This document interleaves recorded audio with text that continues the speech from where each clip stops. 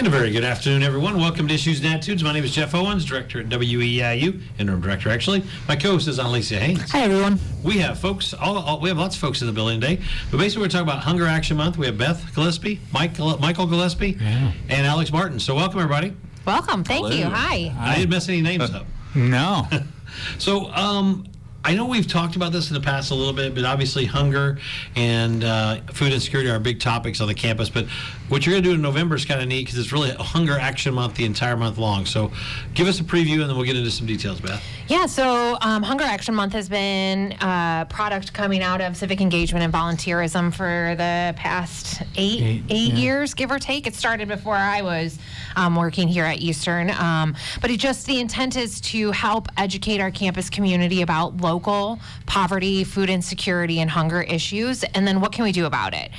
Because not everybody has the ability to say, I'm going to donate $1,000 to a food pantry, but everybody does have the ability to donate their time, whether it's to serve and to give back, or it's to get educated about what's happening right here in our community. Michael or Alex, like to add to that? It's and Beth said we've been doing this for about 8 years now, and with some level of success. And it started off pretty small, but it's kind of skyrocketed in the past couple of years with all the different creative programming that Alex and the team over in CIVO has put together. So it really is educational. It's sort of getting a good activist kind of thing out there, and then trying to just educate people how we can sort of be that change for our community. And the only thing I would really add is that I'm excited that this year again we'll be working with Fraternity Sorority Life, EIU Athletics, and we'll have a lot of academic education that's going to be involved in it. So, like Beth said, you don't have to have $1,000 or by any means a generous amount of money to be able to donate to be able to get involved. You can volunteer at the food pantry, with us every Thursday night. You can get involved in a number of fun activities we'll do, or even just attending the lecture that we'll have about food insecurity. I know. So, I'm sorry. No, go ahead. I remember last year, it was your first year, I believe, and they gave you the responsibility of trying to put all this together. So I know this is probably going to go off topic a little bit, but being your second year, do you think you finally got it? That was one of the things you mentioned in the article. I just remembered that. Yeah, I think I did. We raised more money last year and collected more canned food items, so I don't think that was a bad first year. I'm hoping just to be able to do the same thing as this year, but spread even more awareness and raise even more. Well, there you go. God, a year's already gone by. Okay. I tell you what. Alex has done a tremendous job over last. This is a big month and a big program, and probably I get so jazzed about it because it's what I do. Like it's my issue. But he really took this ownership of this, and last year you can talk about the numbers and how much money was raised and all that, but also thinking about just the cross-campus connections that were made with the Greek Life and with other student organizations. Right, because last year that was the first time that that had happened. So it is not just a CIVO thing now. It is really getting its tentacles out into different organizations across campus, and it's because of him that's really kind of blossomed. Well, I know what I was Awesome, going to say is one of the things that I don't ever remember hearing the words food insecurity back to back in a sentence until I met all you. And when it comes to that, and that's sad, but you are the ones who got that word out, and so that's why I wanted to talk about when people hear food insecurity. As you continue to educate the campus, what is food insecurity for those who don't know, and it's nothing that's going away for those who've heard those two words before. Well, I guess I'll take this one. It's food insecurity is really the lack of means to ensure that you have nutritionally adequate meals on a daily basis. Usually we think about meals as 3 squares a day, plus a snack or something like that. So it's having yourself as an individual, your family, your household at risk of not being able to meet that minimum subsistence level of food. So you think about food insecure conditions being things like if you're one life circumstance away, maybe your car breaks down, you have to pay for that, then you have to divert money from other things in your budget to help pay for that, and that might take a hit on your food. It might take a hit on other things as well, which are some things that we talk about in Hunger Action Month too. But food insecurity is really having, being at risk of not knowing where your next meal comes from. And the sort of caveat to that is you might know where your next meal is going to come from, but that it's socially acceptable and that it's an adequate meal. And so it's a tough issue to talk about and to wrap your head around, but an important issue. And how do you, I know it's one of the most difficult things to do, especially on a college campus, is to for lack of better terms, to get people to care, right, about anything. So what are some of the tactics or strategies that you guys do to get people to understand what this is and to really care about it, to give it their all and to try to help? One of the things that I think we do is we take volunteers to the Charleston Food Pantry every Thursday night year round, and I think that that's a really powerful educational moment because everybody that we serve, there isn't one specific look, right? Like Michael has always been, saying since we moved here that hunger doesn't have a look. You can be presenting just like I am today in business attire, and that doesn't mean that when I go home tonight after work that I'm definitely going to have food in my fridge to have dinner.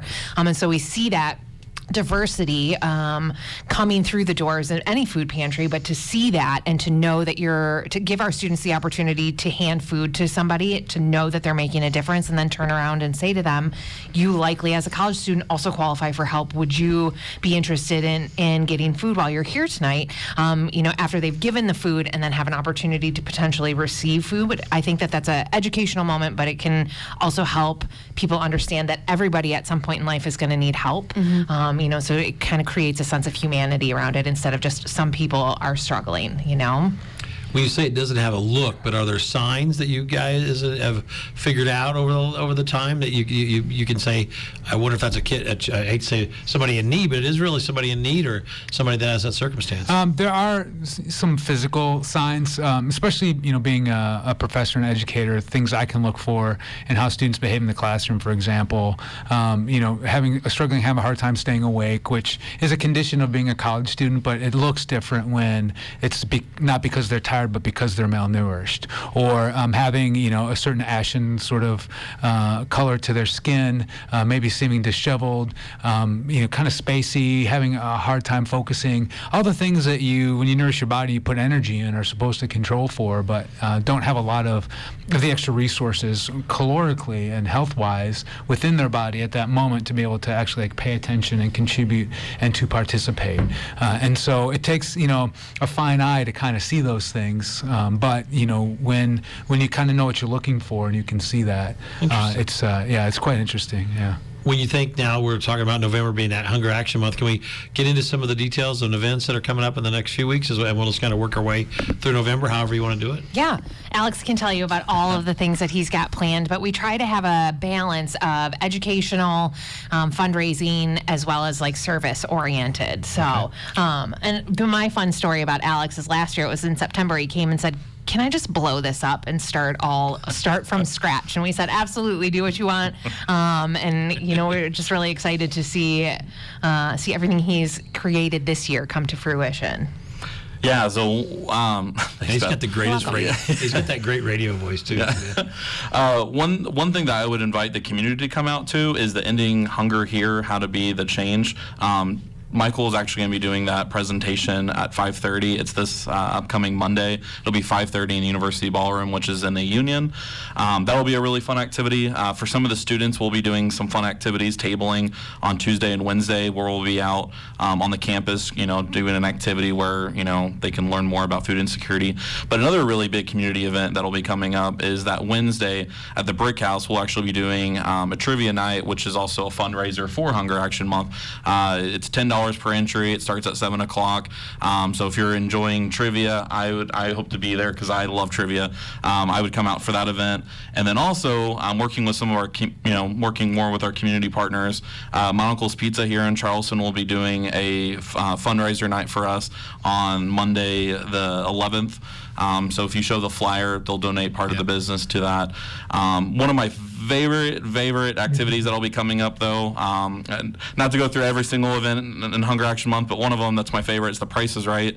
That one's actually sponsored by Alpha Gamma Delta and Lambda Chi Alpha, and it's free to attend, but if you want to participate, it's only $1 for a ticket, and that one you'll get to see some fun, college students trying to guess the prices of some random items. So definitely one of my favorite events in the activity month. That's kind of cool. Do you guys did you set goals for the Hunger Action Month for this year? I personally like to try to beat last year. So last year we raised a little over $1,300. So if I can get to that $1,500 mark, I would think that would be a pretty solid goal to have. Is there also like a food drive that happens during the month? There is. What we'll be doing for the food drive portion of it is that any donations can be dropped off in our office. But a lot of it's going to be focused more on collecting money, just because $1 donated to a food pantry is equivalent to $10 shopping. Right, and I remember that from last year, so I don't know if you want to explain that or if Michael wants to explain how the food pantry system works. And we'll also want to talk about HUA. Yep.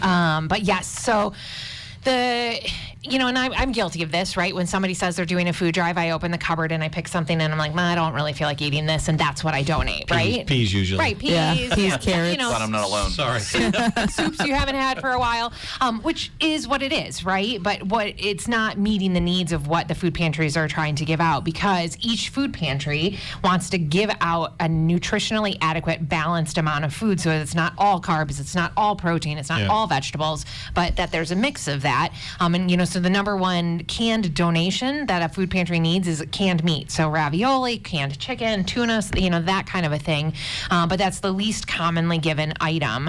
But because the food pantries go through Eastern Illinois Food Bank, their buying power is so much more. So that $1 to buy a can of ravioli turns into $10 worth of food from what the food pantry can purchase. So it's really pretty remarkable that the $1,300 that was raised last year turned into well over $3,000 worth of food, which is a huge difference. So it's pretty incredible. Is that and that's what you do with the money you raise? You give it to you. They spend it on so they can buy bulk, because easiest way to say it. If I could talk, it'd be great too. It's okay. You have an excuse. It's Monday. The relationship between the pantries and the food bank is sort of like if you had a membership to Costco, where you can only shop there if you have the membership. Well, you can only be a member of the food bank if you're a food pantry, and they come and there's a whole application process. And so the way that the food bank gets food is through nationwide partnerships. There's a whole nationwide network of it, so they get things really cheap. A lot of donations, corporations will give food, will give supplies, and then the food pantries can go and order that food and buy that food specifically from the food bank. So you and I couldn't show up and be like, hey, let's go to the food bank. But the food pantries have the exclusive access to that. So. And we're talking a lot about Eastern here, but this is really a community-wide problem/program, correct? Right. So people from Charleston, Mattoon can take advantage of this and be involved as well. So it's not just Eastern students. I think we should probably preface that so folks out there that are listening, it's not just an Eastern problem. It's a Coles County problem when people don't have, or have food insecurity.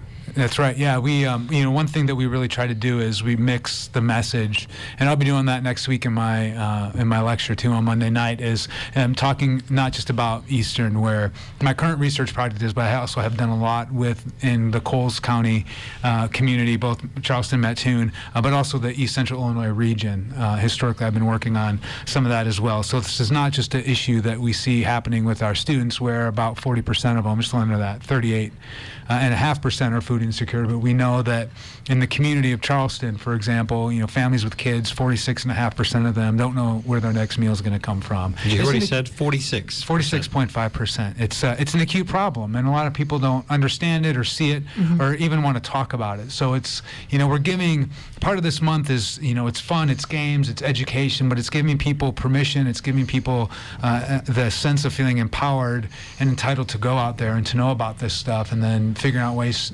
how they can address it, however they seem fit for themselves. And I think Annalise and I both talked about last time was, it's the hardest thing is to get somebody to go the first time, right? So how does your organization, how do they get somebody to say, I have a problem? And nobody likes to admit it, right? Mostly, because you never want to admit something's wrong with you. So how do you get that family or that individual to say, I'm going to the food pantry, I'm going to this food drive, or I'm going to this church this Wednesday, or whatever day it is? One of the things that we talk about is because people aren't going around saying, I don't have enough money to buy food, right? So we say when people come to any of our events to take a flyer that we've created that has all of the food pantries and places for access points for help within Coles County, and post it on your residence hall floor, or post it in your lobby, or post it in your office, so that if somebody who needs that kind of support isn't asking for it, they can still potentially come across that and see places where they're getting help. And when students come with us to volunteer, they see that we treat every single person that we interact with at the food pantry with dignity, with kindness and respect, so that they know if they are going to be on the receiving end of that, that we're going to treat them that same way as well, using the modeling behavior. And that's not just getting student groups to the food pantry to volunteer too. There's a lot of community groups that do that as well. So it helps spread that message throughout different businesses, or the Boy Scouts come. Starbucks once a month, I believe, brings a host of people, and so it's sharing that knowledge in those moments with them too, because then they can take that back to the organization and talk about it. I remember there's like 13 different places in Coles County last time that people could get help. Is that correct? I mean, at least. Yeah, direct food help amongst other things, but at least with food, it's got to be 13. Yeah. I know we talked about a little bit about this last time. I think it's important, Michael. What led you to be this for you this to become your passion, your thing? I've always had an interest in understanding how people can be so marginalized by our society, and growing up and getting the chance to do volunteer work even as a kid, and things I did with the Honor Society in high school, but also seeing my own family struggle and seeing friends of mine struggle in high school. And then I got to college and I was kind of trying to put all this understanding together. I took a class on poverty and it changed my life, and I knew that that's what I wanted to focus on. That's what I wanted to do. I went to school and graduate school in social work, and I got my PhD in sociology to study poverty and to study the conditions of poverty. And so it's been sort of this common thread and common theme throughout my life. I also am, I'm a food nerd. And so, it kind of goes along with that as well. That's good. Alex, you chuckled at that, but also, you're a graduate intern, right? GS? He's our senior graduate assistant. Senior graduate assistant. So what led you to really passion? You obviously like doing this. It's fun for you. It's not just something you have to do. It's something you seem to really get rewarded from. Yeah, I really do enjoy it. A little more elementary answer. I was really involved in my high school, and we did a very large canned food drive, and so that was just kind of the culture I grew up with. And then actually it really hit me when I was in college. I joined a fraternity that its national partnership was with Feeding America, and that's when I got really exposed to what food banks and food pantries do, and what the fundraising can actually do to make a difference. So when Beth had told me that I was going to be overseeing Hunger Action Month, this was kind of like something I was already really used to doing as an officer in my fraternity as an undergrad, and ever since then I've just really enjoyed actually helping food pantries and food banks and really educating people on what the difference is and how they can make a difference in their community. What kind of needs are out there right now for some of your upcoming events in Hunger Action Month for November? Do you need volunteers, interns, the message out? What's needed? I'd say one of the things that I'm most excited about that was new last year that we're bringing back is this trivia night, and it's a partnership with the Brick House. They host and take care of this every month for different nonprofits. And so it's like Alex said, it's $10 per person. You can have a team of one if you're very good at trivia, or if you're like me and terrible, you should probably get 7 other people to come with you.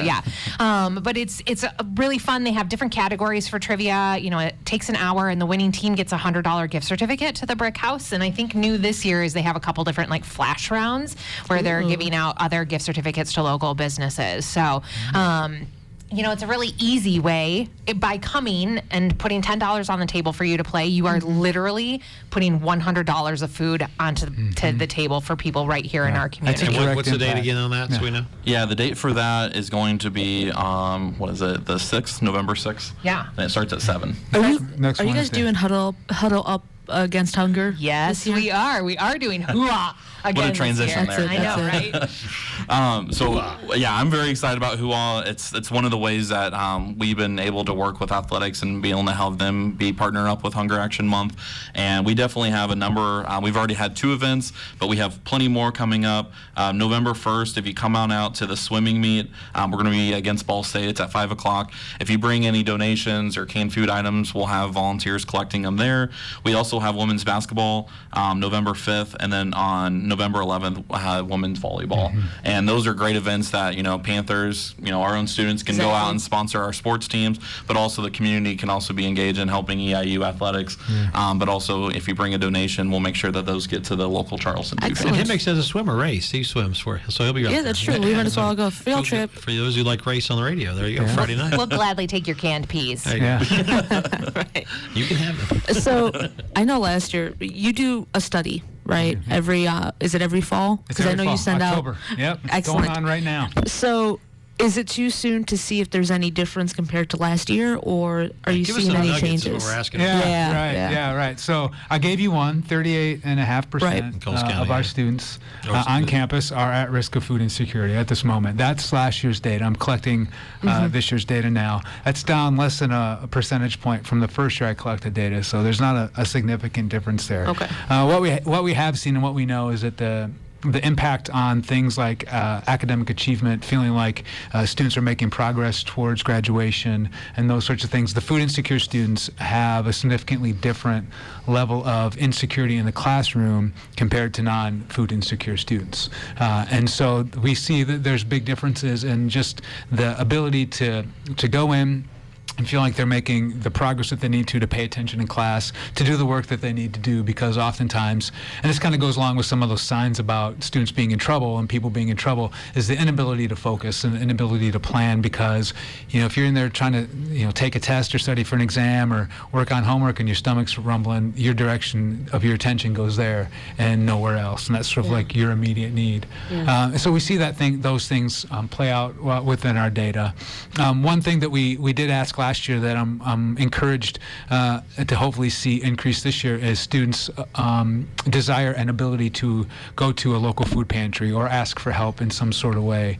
And that's one of the big things from sort of connecting all this together is with Hunger Action Month, but also with the research and things being data driven is normalizing the student experience as it includes food insecurity, and then providing that education so that students don't feel nervous or anxious about asking for help, but understanding that there are outlets for that, and that here's a bunch of different ways that you can get involved and a bunch of different ways that you can actually receive help yourself. Yeah, I wish that stigma wasn't there. Yeah. That embarrassment almost. I remember feeling embarrassed when my mom's like, we have to go on food stamps. Yeah. And I was like, 8, and I Sure. even knew that But you know that what was it stands bad, for, right? They got- yeah. No, well, in my mind, I was That's like, what I I know thought. that's bad. Right. I Yeah. know that means that we're at rock bottom. So I wish that wasn't there. One of I think one of the great outcomes of this collaboration is, and we've been doing it for so many years, is that now there's lots of other people on campus who are interested, because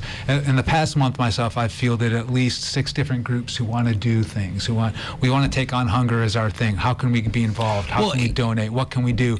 And it's not affiliated with our month. It's just these other groups that want to do this. And so I always pass them all on to Alex and say, you need to collaborate with this guy, because this guy's got I it think going it's one of those on. things we can all do something Yeah. about. It's easier than, hey, Right. I can't cure cancer. I can't stop, homelessness by myself, but I can sure as heck Yeah. feed somebody tonight or tomorrow night And or for the focus next your week. energy on at least And so something. I won't say it's easier, but it's something that at least is the accessibility to Right. ease is a little bit better, if that makes sense. And it's obviously money's the factor. Money's the tipping point, because money's access to food. And if you can donate money to the food bank and to the food pantry, that money's just going to go on a 10 times the amount that you did. But if you don't feel comfortable doing that, or you're kind of leery about just giving people money, you can buy dining dollars and put them on a card and give them to a student. You can buy gift cards for County Market or Walmart or wherever you want to frequent and give it to somebody, because then you know that they can use that on things